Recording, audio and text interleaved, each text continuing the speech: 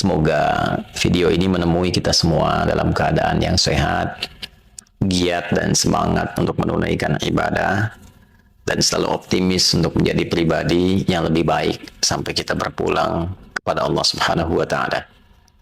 Bersamaan dengan itu, ada satu pula yang spesial, khususnya bagi kita yang belum menunaikan haji di tahun ini, yaitu untuk menunaikan satu ibadah dari satu rangkaian keutamaan bulan Dzulhijjah yang diisyaratkan dalam Al-Quran surah 89 ayat 1 sampai dengan 3 itu, ataupun ditegaskan keutamaannya dalam hadis Nabi di Sahih Al-Bukhari riwayat Ibnu Abbas radhiyallahu taala anhuma, seperti pernah kami utarakan dalam edisi sebelumnya. Di antara 10 hari yang istimewa itu, ada satu yang sangat spesial yang tidak ditemukan dari hari pertama, hari kedua, sampai ke-8 yang telah kita lalui, yaitu hari ke-9 di bulan Dzulhijjah, yang langsung narasinya disampaikan oleh Nabi SAW yang mengandung banyak keistimewaan dan kemuliaan. Nabi pernah memberikan informasi kepada kita semua sejak kurang lebih 14 abad yang lalu bahwa hari ini menjadi spesial dengan satu ibadah yang sangat spesifik yang disebut oleh beliau dengan siyam, menunaikan siyam, puasa yang ditunaikan sesuai dengan ketentuan syariat. Beliau mengatakan, siyamu yaumi arafata anni ahtasibu ala Allahi ayyukaffira al-madiyah wal-baqiyah. Dalam riwayat lain, an yukaffira sanatul madiyah wal baqiyah. Sungguh puasa yang ditunaikan di hari yang bertepatan dengan momentum Arafah, aku berharap pahalanya di sisi Allah Subhanahu wa Ta'ala bisa menggugurkan dosa-dosa setahun berlalu dan menjaga dari perbuatan dosa setahun yang akan datang. Teman-teman sekalian, hari ini menjadi spesial dalam uraian hadis Nabi SAW karena tanggal 9 ini disebut oleh Rasulullah SAW bertepatan dengan momentum Arafah, saat para jemaah haji menunaikan prosesi wukuf sebagai rangkaian puncak haji yang ditunaikan dan menjadi inti dari penunaian ibadah haji dari sekian rukun yang harus kemudian diikuti. Di sini, Nabi SAW memberikan arahan kepada kita dalam momentum ini, kita diminta oleh Rasulullah untuk menunaikan ibadah spesifik berupa siyam.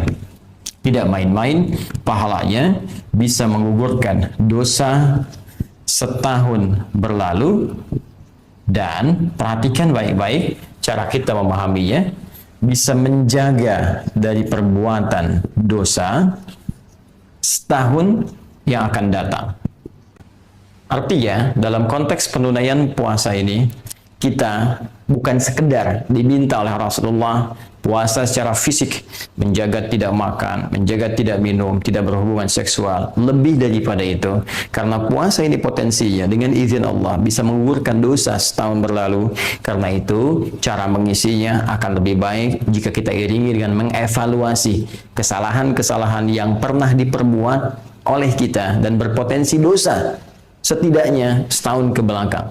Jadi seperti orang wukuf saat di Arafah, mereka merenung, berkontemplasi, merenungkan kesalahan-kesalahan, mengakui dosa-dosa, sehingga dengan pengakuan itu dan komitmen untuk meninggalkannya akan merubah pribadi mereka lebih baik setelah selesai menunaikan rangkaian ibadah haji. Pulang, meninggalkan segala keburukan, menanggalkan seluruhnya, dan bertransformasi menjadi manusia yang lebih mulia. Pun demikian, orang yang belum punya kesempatan untuk berhaji, di tepat pada momentum yang sama, Nabi minta untuk menunaikan puasa dan mengisi puasa itu dengan kontemplasi, dengan renungan seperti orang wukuf yang berada di Arafah. Maka dia ingat dosa-dosanya, hubungan dia dengan Allah, hubungan dia dengan makhluk, dengan orang tua, dengan istri, dengan suami, dengan anak-anak, dengan tetangga, demikian seterusnya. Maka ia mencoba mendekati Allah Subhanahu wa Ta'ala, bercoba untuk bertobat, mengoreksi dosa-dosanya, sehingga dengan itu mendapat penerimaan terbaik di sisi Allah Subhanahu wa Ta'ala. Ciri orang yang diterima tobatnya, diterima koreksi dirinya, diterima perubahan dirinya ketika dia mendekat kepada Allah saat berpuasa ini, pun demikian dengan yang wukuf di Arafah. Maka ciri yang paling spesifik saat tobatnya diterima, saat dosanya dihilangkan adalah terjaganya ia dari perbuatan dosa setelah amalan itu ditunaikan. Karena itu Nabi memberikan isyarat Allah akan berkenan mengampuni dosa setahun yang akan datang. Maksudnya adalah dia akan terjaga dari perbuatan dosa sehingga tidak mudah anggota fisiknya untuk mengarah pada perbuatan maksiat. Karena berhasil puasanya di hari ini, maka ada penjagaan dari seluruh anggota tubuhnya. Matanya tidak mudah melihat perbuatan maksiat, telinganya tidak mudah mendengar yang salah, demikian lisannya tidak mudah bertutur yang keliru sampai ke ujung kakinya. Ada penjagaan setidaknya selama setahun ke depan. Kalau dibiasakan, maka tiap tahun akan terjaga, dan transformasinya akan melahirkan nilai-nilai kebaikan pada setiap sifat dan sikap yang terbawa dari aktivitas manusia yang paripurna ini. Jika demikian, boleh jadi ada banyak orang yang berhasrat untuk menunaikan puasa di hari ini, tapi belum tentu berhasil menjalaninya jika sekedar hanya menahan lapar, haus, dan kebutuhan biologis atau seksual saja. Karena itu, isi hari ini dengan banyak berenung, banyak berkontemplasi, mengoreksi diri. Dan buktinya akan terlihat setelah kita melalui ibadah yang kita tunaikan sebagai puasa bertepatan dengan momentum Arafah di hari ini. Jika setelah puasa ini belum mampu kemudian lahir penjagaan-penjagaan tadi, ini menunjukkan ada yang kurang berhasil dalam puasa yang ditunaikan itu. Maka mari buktikan kepada Allah bahwa alhamdulillah kita diberi kesempatan tahun ini. Ini hanya datang setahun sekali. Ya, momentum perubahan, momentum taubat, momentum penerimaan hanya setahun sekali. Jika kita tidak dapat di tahun ini, kita harus tunggu tahun depan. Karena itu, mari kita berjuang, berikhtiar, dan membuktikan kepada Allah dengan kesungguhan kita bahwa semua yang diberikan kepada kita, kesempatan yang mulia ini, kita bisa maksimalkan dengan sebaik-baiknya. Yang terakhir, teman-teman sekalian, seperti orang yang wukuf di Arafah, punya potensi untuk banyak dikabulkan doanya. Karena itu, selain mereka beristighfar, mengoreksi diri, memperbaiki diri, juga semua orang wukuf seluruhnya 100% sudah otomatis akan memanjatkan doa kepada Allah, bermunajat dengan penuh kekhusyuan untuk memohon segala hajat kebaikan dunia dan akhirat. Pun demikian, hari ini momentumnya diserupakan oleh Nabi SAW, esensinya, dari segi esensi, seperti orang wukuf di Arafah. Nabi bisa mengatakan puasa pada tanggal 9 Dzulhijjah, puasa di hari ke-9-nya. Tapi Nabi menegaskan siyam yaumi Arafata, puasa yang bertepatan dengan momentum Arafah, di hari saat orang wukuf di Arafah. Karena itu, seperti orang wukuf banyak berdoa kepada Allah, maka setidaknya kita pun isi hari ini dengan memohon. Banyak berdoa kepada Allah, minta kebaikan-kebaikan. Wa minhum may yaqulu rabbana atina fid dunya hasanah wa fil akhirati hasanah wa qina adzabannar. Ini yang diajarkan doanya langsung oleh Al-Qur'an di surah kedua Al-Baqarah, itu di ayat ke-201. Dan di antara orang-orang itu manusia banyak yang meminta kepada Allah supaya diberikan kemuliaan dunia dan kebaikan akhirat. Maka mohonlah kepada Allah segala kemuliaan-kemuliaan di dunia ini, supaya mata kita menatap yang mulia, sehingga kaki kita, supaya harta kita diberikan kemudian keberkahan oleh Allah, supaya pekerjaan kita dimudahkan tapi yang bermanfaat untuk akhirat kita, melipat gandakan pahala-pahala kita. Isi banyak dengan doa. Kalau ingin lebih spesifik misalnya, kapan orang wukuf di Arafah? Tanggal 9-nya jam berapa tepatnya? Pasti setelah matahari tergelincir, masuk waktu zuhur, mereka melakukan sholat, jamaah dengan asarnya. Setelah itu banyak beristighfar, berdoa. Jika kemudian kita konversikan, mungkin di sana masuk misalnya jam 1, taruhlah sudah tiba waktunya. Maka tambahkan dengan 4 jam di sini. jatuhnya jam 5 atau 1 jam sebelum maghrib misalnya. Kalau kita ingin serupakan waktunya, kalau kita ingin bebas, maka mulai detik ini sampai dengan berakhir menjelang maghrib, potensi luas untuk berdoa. Tapi kalau momentumnya kita ingin dekatkan, kita bisa ambil misalnya waktu menjelang maghrib, kita duduk untuk bermohon, kita khusyukkan diri kita dengan penuh keyakinan, dan semoga dengan itu Allah bukan hanya mengampuni dosa kita, tapi mengabulkan seluruh hajat kita. Siam, puasa itu yaumi arafata, yang dilakukan ya pada, nah ini waktunya. Jadi di sini dharab menunjukkan kepada waktu. Ada yang memahami yaumi arafah tepat saat orang berwukuf, waktunya orang wukuf di Arafah. Ada yang memahami di penanggalan yang sama dengan orang wukuf. Jadi kalau sana tanggal 9, tempat lain tanggal 9, walaupun berbeda momentumnya, di sana wukuf, di sini misalnya belum nyampe, maka sama-sama ketika dipahami tanggal 9 ya, itu dimaksudkan pada harinya, tanggal 9 Dzulhijjahnya. Jadi bagi orang yang wukuf, dipahaminya saat wukufnya, di waktu setempat, saat wukufnya, tanggal 9. Ya, bagi orang yang tidak wukuf, ya tinggal dilihat bagaimana kemudian keadaan di sekitarnya, tempat setempatnya. Ya, kalau dia bersamaan misalnya, samaan dengan orang yang wukuf, tanggal 9-nya sama, di waktu yang serupa, harinya sama, maka saat wukuf, di sini pun kemudian menunaikan puasa. Tapi kalau misalnya perbedaannya di sana, hilal sudah masuk waktunya, sudah tampak, dari segi hisab juga sudah tampak, misalnya kan, atau di tempat lain hisabnya belum masuk misalnya, ru'yatnya nggak tampak, maka boleh jadi bisa berbeda. Di sana tanggal 9-nya hari A, di sini hari B misalnya, maka yang diambil waktunya. Ya, diambil apa? Waktunya. Tuh. Di puasa yang ditunaikan pada tanggal 9 Dzulhijjah itu, di saat orang-orang yang wukuf di Arafah, siyamu yaumi Arafah, di hari orang-orang saat wukuf di Arafah. Ya kan? Tanggal berapa? Tanggal 9. Ketika di tempat lain didapatkan tanggal 9, di tanggal 9 Dzulhijjah, di sana wukuf, sini puasa. Itu yang dimaksudkan. Jadi yang di sana sedang berwukuf, di sini puasa. Nah, ini bukan puasa biasa. Tidak sama dengan puasa biasa. Ya. Puasa-puasa baik dari segi waktunya pun dari segi penekanan amalannya. Saya ulang ya, baik dari segi waktunya spesifik tanggal 9 Dzulhijjah atau dari segi penekanan amalannya. Baik ya? Jika kita masuk ke bulan Ramadan misalnya, apa yang ditekankan di bulan Ramadan? Ya, mendekati Allah Subhanahu wa taala lewat peningkatan amal saleh, kan? Menahan nafsu, mengondisikan jiwa, kemudian tingkatkan ibadah kita siang dan malam dan seterusnya. Yang ini spesifik, teman-teman. Ada tafsirnya langsung dari Nabi sallallahu alaihi wasallam. Apa tafsiran dari Nabi? Perhatikan kalimatnya. Anni ahtasibu 'ala Allah Subhanahu wa taala. Sungguh aku berharap pada Allah Subhanahu wa taala, di antara pahala dari puasa ini adalah yukaffiru sanatil lati qablahu atau ba'daha, di riwayat Muslim ya. Dan juga di At-Tirmidzi wa sanatil lati qablahu. Jadi aku berharap bisa menggugurkan dosa-dosa setahun yang akan datang dan setahun yang telah berlalu. Saya akan agak pelan-pelan menerangkan di sini. Keutamaan puasa tanggal 9 Dzulhijjah. Bila orang berhaji, dia berwukuf di sana. Orang yang tidak berhaji, dia berpuasa. Dan di sini inti haji, al-hajju Arafah. Dan di sini inti untuk mendapatkan mabrur bagi orang puasa. Kata Nabi, orang-orang yang berpuasa di tanggal 9 Dzulhijjah ini, ya kan? Aku sangat berharap kepada Allah untuk memberikan pahalanya, keutamaannya, ya kan? Selain pahala yang Allah berikan berupa nilai-nilai kebaikan, keutamaannya apa? Ya, yukaffiru sanatil lati ba'daha wa sanatil lati qablaha.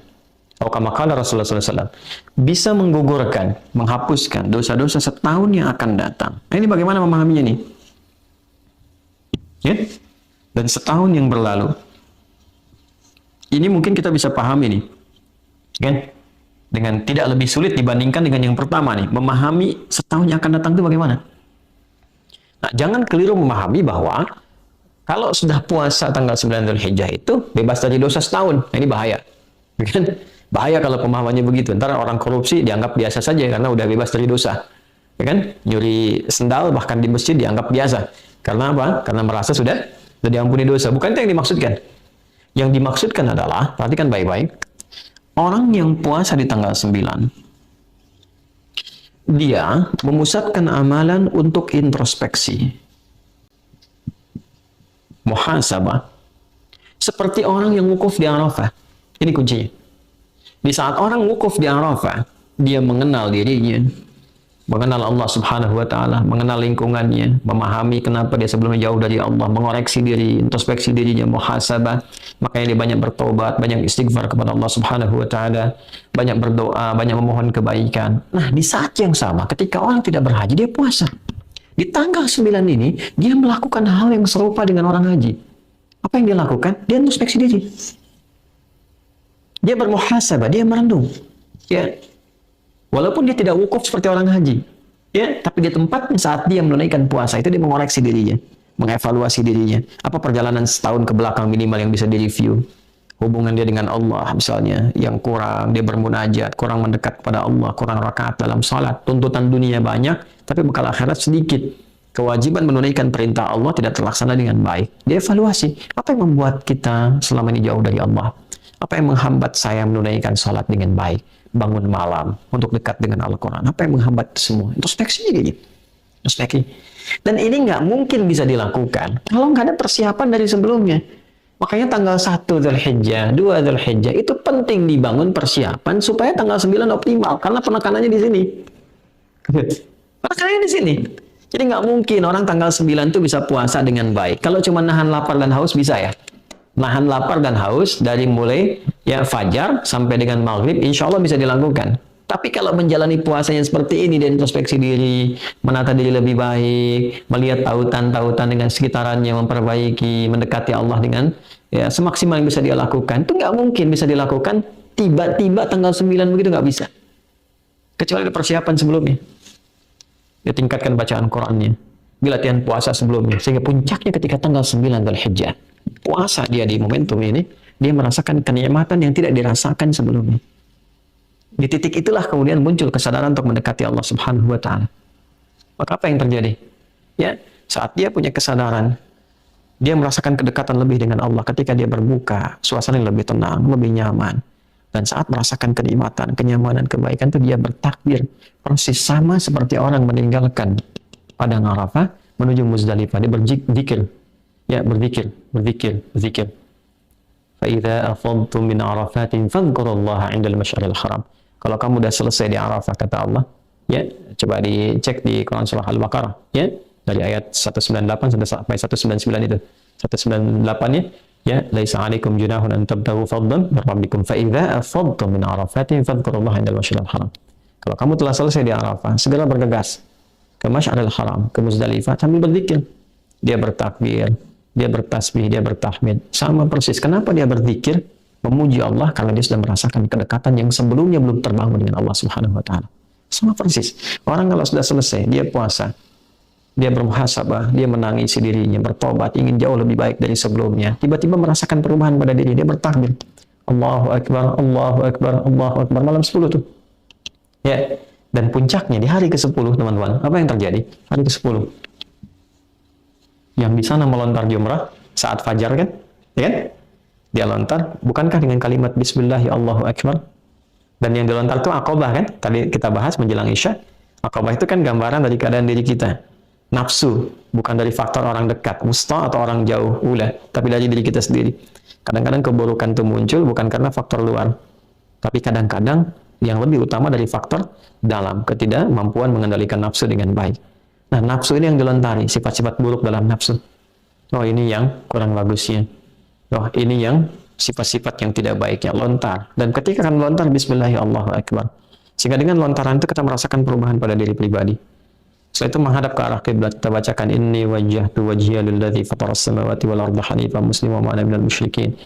Ya Allah, aku menghadap pada dirimu, menghadapkan diriku sepenuhnya, ya Allah, aku bertawakal, pasrah pada Engkau penguasa langit dan bumi. Inna salati wa nusuki wa mahya wa mamati lillahi rabbil alamin. Kalau selama ini aku salat, ya Allah, ya, dan saya bermanasik sampai sekarang saya datang, ya kan?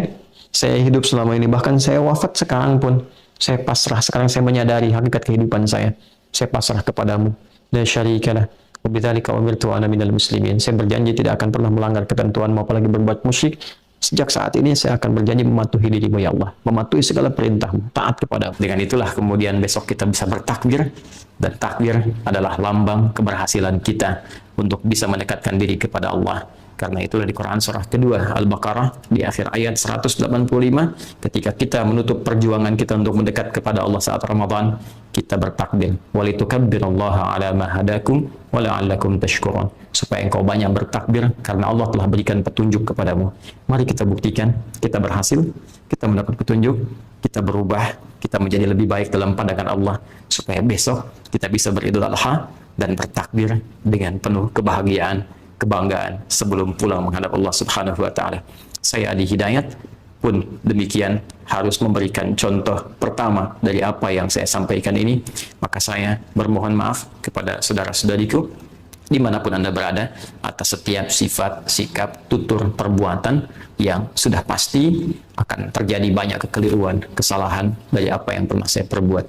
Saya memohon maaf yang sebesar-besarnya dengan penuh segala kerendahan hati mewakili keluarga besar kami, dan dengan itu pula saya ingin menyampaikan hal yang paling utama, semoga Allah memuliakan kita, semoga Allah memaafkan segala kesalahan kita, mengampuni dosa-dosa kita, dan saya pun membebaskan, memaafkan segala hal-hal yang terkait dalam kehidupan, supaya kita bisa lebih nyaman menghadap kepada Allah Subhanahu wa taala. Demikian, semoga bermanfaat. Subhanakallahumma wa bihamdika, asyhadu an la ilaha illa anta, astaghfiruka wa atubu ilaik. Assalamualaikum warahmatullahi wabarakatuh.